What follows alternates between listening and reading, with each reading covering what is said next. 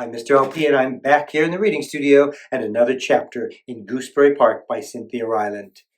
Gooseberry Park, illustrated by Arthur Howard. Table of Contents 1, we're all through. We've read all the chapters. If you haven't checked out the other chapters, just check out all of them listed on my YouTube channel, and they may even be in the description.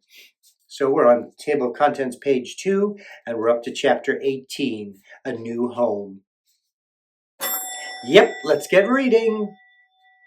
After a week or so had passed, and Stumpy was strong and healthy enough to be on her own, the friends began talking about finding a new tree for Stumpy and Mary to live in. The two had become like family, especially since Stumpy's children were forever forgetting and calling Mary Mama, and it seemed only logical the two should do their house hunting together. But Kona, always protective, suggested instead that he do the hunting. Now that the weather was so pleasant, he and Professor Albert were taking walks to the park every day, sometimes 2 or 3 times, and Kona had made so many acquaintances in Gooseberry Park since the evening of Stumpy's disappearance that he was sure he could find someone to help him scout things out. Gwendolyn agreed with the plan.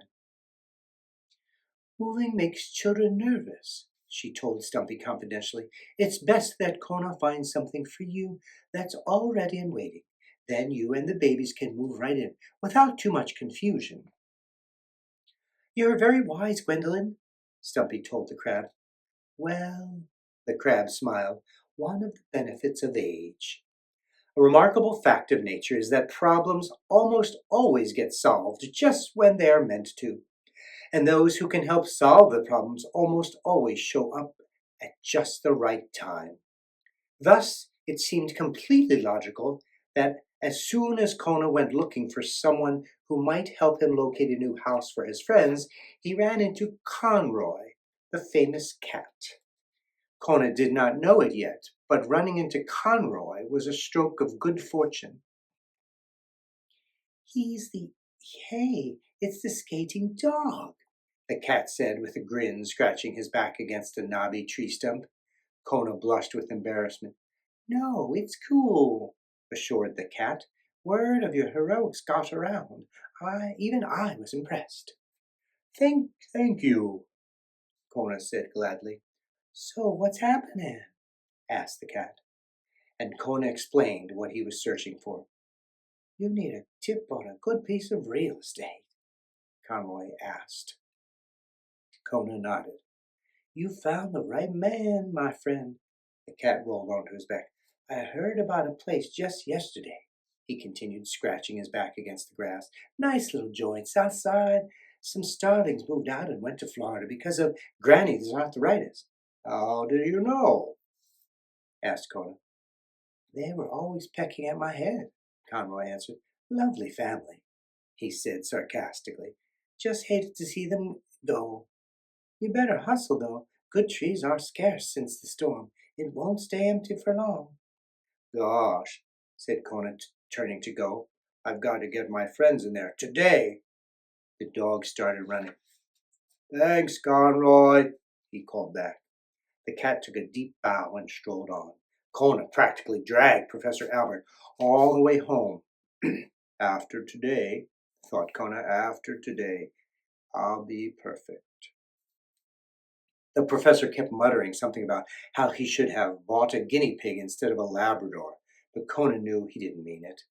Once they were home, Kona sneaked down to the basement and told Stumpy and Mary the time had come. It was moving day. "Really?" Stumpy asked. "Does that mean I'll miss pork chop night?" asked Mary.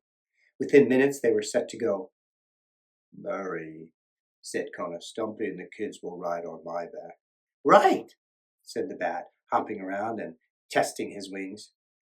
You have to fly," said Kona.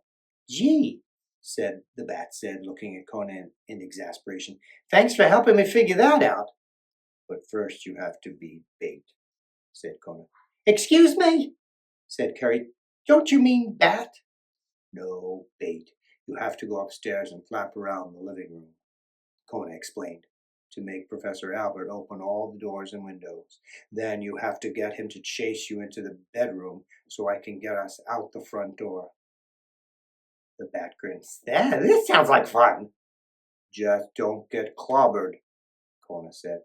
"No problem." The dog with the squirrels on his back stood ready at the bottom of the steps. "Okay, Mary, go," he yelled. The little bat saluted and went flapping wildly up the steps into the living room. The next thing everyone heard was Professor Albert screaming and flinging all the doors and windows open. Then they heard him grab the colander off the kitchen wall and run madly toward the bedroom. "Let's go," cried Kona.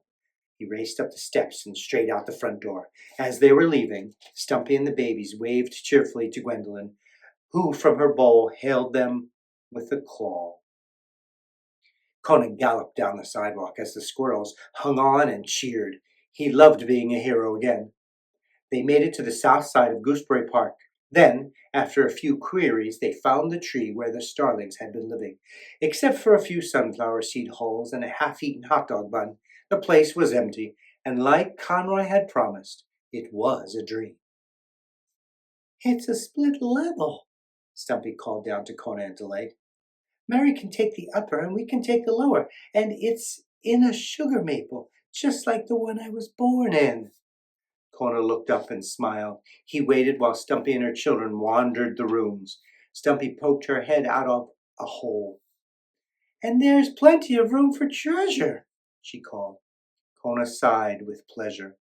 While the dog was imagining all the new treasure Stumpy would be collecting, suddenly Mary came careening through the trees. He grabbed on to a branch of the maple, whirled and bounced, then hung there, bobbing like a spring.